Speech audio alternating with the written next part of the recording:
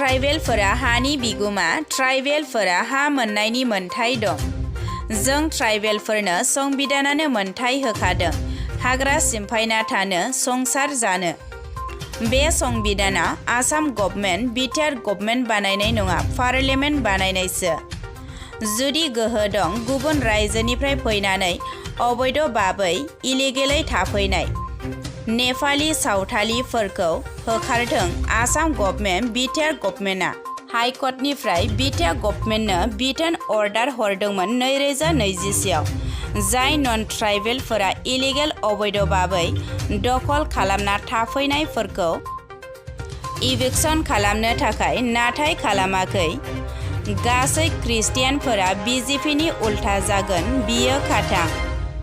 बे बाथ्राखौ बुंदों अल Assam tribal student इउनियननि गाहाय बोसोनगिरि राजु देउरि बिथाङा।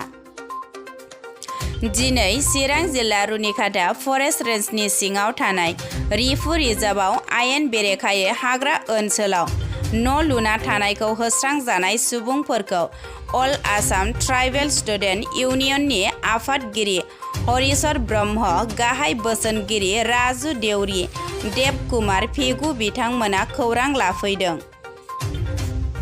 असम ट्राइबेल स्टुडेन्ट इउनियনৰ কেন্দ্ৰীয় সমিতি এটা সজাতি দলাইছিলোঁ।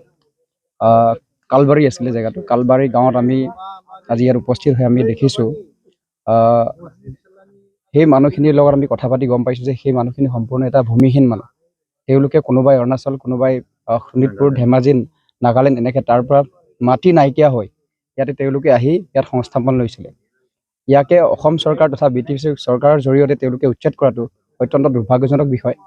আৰু আমি আগৰ পৰাই কৈ আহিছোঁ জনজাতি ছাত্ৰ সন্থাৰ আগৰ পৰাই এটা ডিমাণ্ড আছে যে জনজাতি লোকসকলক প্ৰথমতে সংস্থাপন দিব লাগিব। যিসকল মানুহ জনজাতি মানুহ ভূমি নাই ভূমিহীনভাৱে তেওঁলোকে জীয়াই আছে সেইসকল মানুহক প্ৰথমতে ভূমি পট্টা দিয়াৰ ব্যৱস্থা কৰিব লাগিব, তেওঁলোকক সংস্থাপন দিব লাগিব। আৰু ইয়াতে দুৰ্ভাগ্যজনক কথা হ'ল কি বিটিআৰত আমাৰ ট্ৰাইবেল বেল্ট এণ্ড ব্লকৰ কথা কোৱা হৈছে।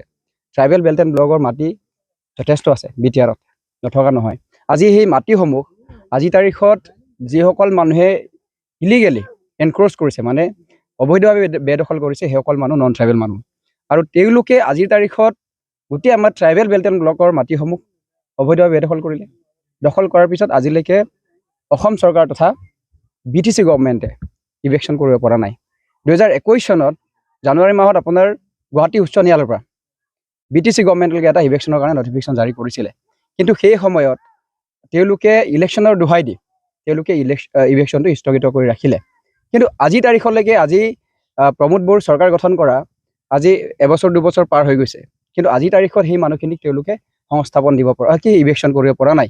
আৰু ইয়াতকৈ দুৰ্ভাগ্যজনক কথাটো হ'ল কি তেওঁলোকে সংস্থাপনো দিব পৰা নাই কিন্তু সেই মানুহখিনিক ইভিকশ্যন কৰাৰ পৰা ইভিকশ্যন কৰিব পৰা নাই। ইভিকশ্যন কৰাৰ পৰিৱৰ্তে তেওঁলোকক আমাৰ ট্ৰাইবেল বেল্ট এণ্ড ব্লকত কিছুমান জনগোষ্ঠীক যিসকল মানুহে ট্ৰাইবেল বেল্ট এণ্ড ব্লকত সংৰক্ষিত নহয় প্ৰটেক্টেড নহয় সেইসকল মানুহক তেওঁলোকে প্ৰটেক্টেড কেটাগৰী হিচাপে সংৰক্ষিত শ্ৰেণী হিচাপে ঘোষণা কৰিছে।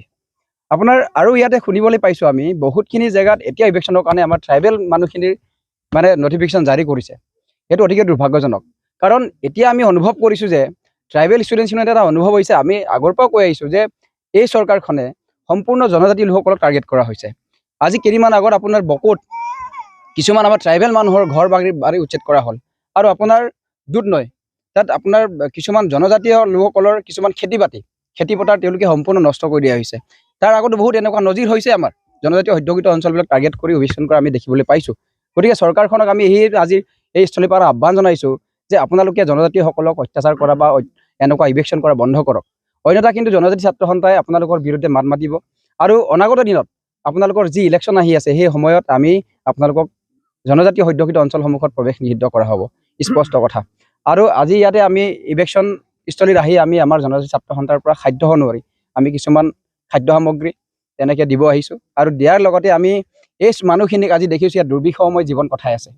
আৰু চৰকাৰখনে তেওঁলোকক আমি ইয়াত যিসকল মানুহ উচ্ছেদিত হৈছে সেইসকলৰ অভিযোগ দে সেই মানুহখিনিক আজিলৈকে খাদ্য সামগ্ৰীৰ নামত একো এটা দিয়া নাই। কিবা এটা দিছে কিন্তু এনেকুৱা ছাফিচিয়েণ্ট মানে যিটো প্ৰয়োজন সেইখিনি দিয়া নাই। গতিকে আমি সেইটো আহ্বান জনাইছোঁ যে সেইসকল মানুহক আপোনালোকে পৰ্যাপ্ত পৰিমাণৰ যিটো ছাফিচিয়েণ্ট যিটো আপোনালোকে খাদ্য সামগ্ৰী দিব লাগে বা থাকিবৰ কাৰণে যিটো প্ৰয়োজনীয় বস্তু দিব লাগে সেইখিনি আপোনালোকে যোগান ধৰক। আৰু প্ৰেজেন্টলি যিটো চৰ্চাত চলি আছে আমাৰ খ্ৰীষ্টিয়ান সমাজ বা মুছলিম ভাইসকলৰ যিটো এছ টি জনকৰণ সিহঁতৰ এছ টি জনকৰণটো খাটি দিব লাগে বোলে কিছু ধৰ্ম পৰিচালনা কমিটিয়ে পেপাৰী দ্বাৰা সাক্ষাৎ কৰিছে এইটো বিষয়ে কি ক'ব খোজে একচুৱেলি জনজাতি ধৰ্ম সংস্কৃতি সুৰক্ষা মঞ্চ নামৰ এটা সংগঠন আমি নিশ্চয় আজি এবছৰ আগৰ পৰা আমি শুনি আহিছোঁ এই সংগঠনটো আচলতে পৰিচালিত কৰে RSS ৰাষ্ট্ৰীয় স্বয়ংসেৱক সংঘই পৰিচালিত এটা সংগঠন তাত আপুনি RSS বুলি কোৱাৰ লগে লগে আপোনালোকে নিশ্চয় গম পাব RSS হৈছে সম্পূৰ্ণ হিন্দুত্ববাদী এটা সংগঠন এই হিন্দুত্ববাদী সংগঠনত থাকিলে নিশ্চয় সেইটো হিন্দুজিম হ'ব আৰু এটা স্পষ্ট কৰিব বিচাৰিছোঁ তেওঁলোকে জনজাতিসকলক লৈ এটা ৰাজনীতি কৰি আছে ধৰ্মক লৈ বৰ্তমান ধৰ্মক লৈ ৰাজনীতি কৰিছে তেওঁলোকে আৰ্টিকল 342টো তেওঁলোকে সংশোধন কৰিবৰ কাৰণে তাৰমানে তাত যিটো আমাক তাত আৰ্টিকল 341ত SC সকলৰ যিটো আছে SC সকলৰ কাৰণে তাত মানে অন্য ধৰ্মলৈ ধৰ্মান্তৰিত হ'লে তেওঁলোকৰ ST ষ্টেটাছ কৰ্তন কৰা হ'ব বা SC ষ্টেটাছ বা প্ৰমাণপত্ৰ দিয়া নহ'ব বা তেওঁলোকক মাইনৰিটি কৰা হ'ব কিন্তু সমান্তৰালভাৱে আৰ্টিকল 42ত এইটো উল্লেখ কৰা নাই সিটো নাই গতিকে তেওঁলোকে এই উল্লেখ নকৰাটো তেওঁলোকে যিটো জনজাতিসকলক অন্য ধৰ্মলৈ ধিক্ষিত হ'লে তেওঁলোকক আৰ্টিকল 342 যিটো দিয়া আছে যে তেওঁলোকক মানে ট্ৰাইবেল ষ্টেটাছ কাটিব নোৱাৰে কিন্তু তেওঁলোকে সেই বস্তুটো সংশোধন কৰি জনজাতিসকলক ট্ৰাইবেল ষ্টেটাছ কাটিবৰ কাৰণে বিচাৰি আছে কিন্তু ইয়াতে যিসকল মানুহে অসমত দেখিছোঁ আমি বৰ্তমান খুব টেলিভিশ্যন চেনেলবিলাক আমি চৰ্চিত হোৱা দেখিছোঁ খুব বিশিষ্ট কিছুমান ব্যক্তি এক দুজনমান মুছলিমৰ ব্যক্তি আমি দেখিছোঁ যিসকল ব্যক্তিৰ কোনো এনেকুৱা এটা সামাজিক আমি কাৰ্যসূচীত আমি আগে পিছে দেখা নাছিলোঁ তেওঁলোকক বলিউড জগতত দেখিছিলোঁ তেওঁলোকক ৰেচলিং জগতত দেখিছিলোঁ আৰু এজনক দেখিছোঁ কোনোবাই বৰ্মন উপাধিৰ এজন তেওঁতো স্পষ্টকৈ ঘোষণা কৰিছে তেওঁ বৰ্মনটো ট্ৰাইবেল হয়নে নহয় নহয় নিশ্চিতভাৱে নহয় তেওঁ নিজে ট্ৰাইবেলে নহয় কিন্তু তেওঁ ট্ৰাইবেলসকলৰ জনজাতিসকলৰ ধৰ্ম সুৰক্ষিত কৰিবৰ কাৰণে লাগি আছে আৰু ইয়াতে স্পষ্টকৈ ওলাই পৰিছে তেওঁলোকে ধৰ্মৰ নামত জনজাতিসকলক বিভাজন কৰিব বিচাৰিছে তাৰমানে ধৰ্মৰ নামত বিভাজন কৰিলে আমাৰ জনজাতিসকল হৈ যাব তেতিয়া তেওঁলোকৰ হাতৰ মুঠিত থাকিব কিন্তু ইয়াতে মই এটা কথা তেওঁলোকক ক'ব বিচাৰিছোঁ আজি যে জনজাতীয় লোকসকল বা ট্ৰাইবেল মানুহবিলাক যে খ্ৰীষ্টানলৈ ধৰ্মান্তৰিত হৈছে অন্যান্য বা এনেকুৱা ধৰ্মলৈ ধৰ্মান্তৰিত কাৰ কাৰণে হৈছে নিশ্চয় আপোনালোকৰ কাৰণে হিন্দুসকল গোলামী হিন্দুত্ববাদৰ কাৰণে হৈছে আজি মই খ্ৰীষ্টান নহয় মই সেইখিনি কথা কোৱাৰ কাৰণে কোনোবাই ক'ব যে মোক খ্ৰীষ্টান মই খ্ৰীষ্টান নহয় মই সকলো ধৰ্মক ভাল পাওঁ সন্মান জনাওঁ কিন্তু এটা কথা ক'ব লাগিব যে হিন্দুত্ববাদ যিটো আমাৰ উচ্চ নিজ বৰ্ণ বিভেদ বিচাৰ কৰা সেই হিন্দুত্ববাদৰ কাৰণে আজি আমাৰ মানুহবিলাকে অন্য ধৰ্মলৈ ধৰ্মান্তৰিত হ'বলগীয়া হৈছে আজি সেই ভাৱটো যদি নথকা হ'লে আজি আমাৰ মানুহবিলাক অন্য ধৰ্মলৈ ধৰ্মান্তৰিত নহয় আজি তেওঁক মই ক'ব বিচাৰিছোঁ যিসকল মানুহে যে টিভি বা টেলিভিশ্যন চেনেলত সেইটো পালি চিঞৰি আছে যে ধৰ্মান্তৰিত লোকসকলক জনজাতি মৰ্যাদা কৰ্তন কৰিব লাগে নিজৰ জনজাতিসকলৰ ধৰ্ম সংস্কৃতি ৰক্ষা কৰিব লাগে তেওঁলোকক কৈছে তেওঁলোকে কি ধৰ্ম গ্ৰহণ কৰি আছে মই স্পষ্ট কৰিছোঁ তেওঁলোকে কি ধৰ্ম গ্ৰহণ কৰি আছে হিন্দু নেকি তেওঁলোকে নিশ্চয় হিন্দু ধৰ্ম গ্ৰহণ কৰিছে তেতিয়াহ'লে তেওঁলোকৰ প্ৰথমতে ট্ৰাইবেল ষ্টেটাছ কৰ্তন কৰক আমিতো হিন্দু নহয় আমি কেতিয়াও হিন্দু নহয় মই মিচিং মানুহ মোৰ মিচিং মানুহে মৃত্যুৰ পিছত মোৰ মিচিং মানুহে কবৰ দিয়ে নজ্বলায় মই কেনেকৈ খ্ৰীষ্টান মই কেনেকৈ হিন্দু মইতো হিন্দু নহয় মোৰ নিজা ধৰ্ম আছে হয় এইটো ভাল পাইছোঁ যে আমাৰ নিজা ধৰ্ম সংস্কৃতি আমি সুৰক্ষা কৰিব পাৰে বা লাগে সেইটো আমাৰ কাৰণে ভাল কিন্তু কাৰোবাৰ পৰিচালনাত ৰাজনীতিক ষড়যন্ত্ৰত ৰাজনৈতিক লাভালাভৰ কাৰণে এনেকুৱা এটা প্ৰচাৰটো আমাৰ কাৰণে অতিকৈ এটা